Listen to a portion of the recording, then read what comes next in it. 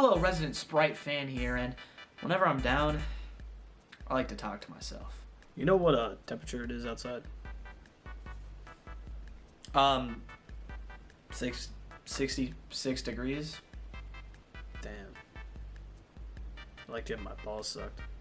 How does this have anything to do with LeBron James at all? Well, because, LeBron James, shoots a ball and shit.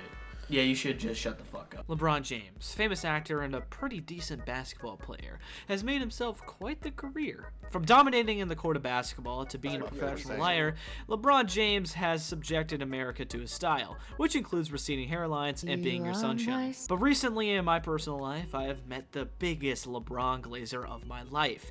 He swears by LeBron like it's his fucking father. LeBron makes a single mistake, he says it doesn't count. LeBron puts up the greatest game of his life, he says it's the greatest performance he's ever seen, even though there's probably been like 35 other LeBron games that were better than it. But after a lot of discussion, I finally caved into his request to play the LeBron James horror game. What is this horror game? I have no idea. I found it on GameJolt and hopefully it doesn't give me a virus. I'm pretty sure like Corey X Kenshin played this game, but that was like 5 years ago. I don't know what I'm getting into. It's reportedly about the legendary Sprite Cranberry commercial that aired a few years back. It's gonna be terrifying.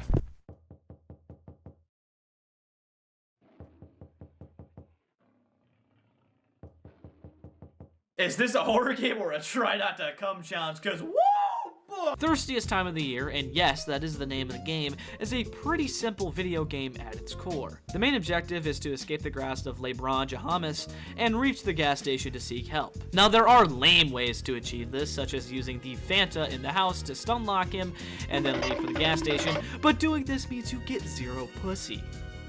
I did this. So what does that say about me? Anyways, the game has little more depth than this. You could try to outsmart the CPU and soft lock it into the house, or better yet, just juke it out, but ultimately, there is one objective in this game. It's pretty easy to avoid him, as it plays the Sprite Cranberry sound effect when he starts running at you. His run is also the Naruto run, so you know he's gonna be mid. And if you do get caught by him, he kind of just slaps you, and Sprite Cranberry sound effects play. Yeah, it's not great. To be honest, Thirstiest Time of the Year is exactly what it sounds like. It's nothing. There's nothing to this game. It's super basic, super simple. It was probably made in like a couple weeks. It's not great. And that is the entire game. It could be beaten in about 5 minutes. So I hope you're happy with this. Anyways, I got like nothing else to talk about. But wait, there's more. The Lurking LeBron is a random LeBron-based horror game I found on GameJolt for free. GameJolt is essentially Steam with less moderation. But because Thirstiest Time of the Year is about as long as my dick on a cold night, I feel as though I should give a little extra in this episode. The extra being the Lurking LeBron.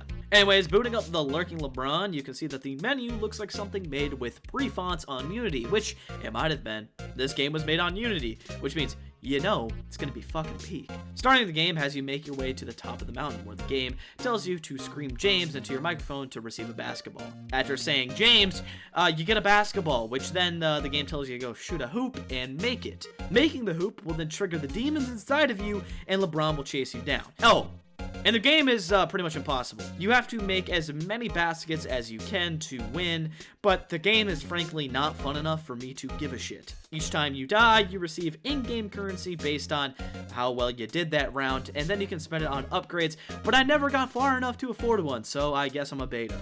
Really, the Lurking LeBron is kind of mid. Also, the game has Mario music play before LeBron attempts to haunt you, so the Nintendo ninjas are probably gonna fuck this game up. And yeah, that's pretty much all the LeBron James-based horror games I was able to find, because frankly, it's a pretty niche genre. This kind of wraps up the little mini episode I decided to tie up in a nice little bow here. I'll be back in the distant future to drop some more actual bangers. I hope you like this, because you better subscribe. Bye. Mom, yeah, she's pregnant. My bad. There's nothing interesting about the combos. I don't even know what's the point of trying.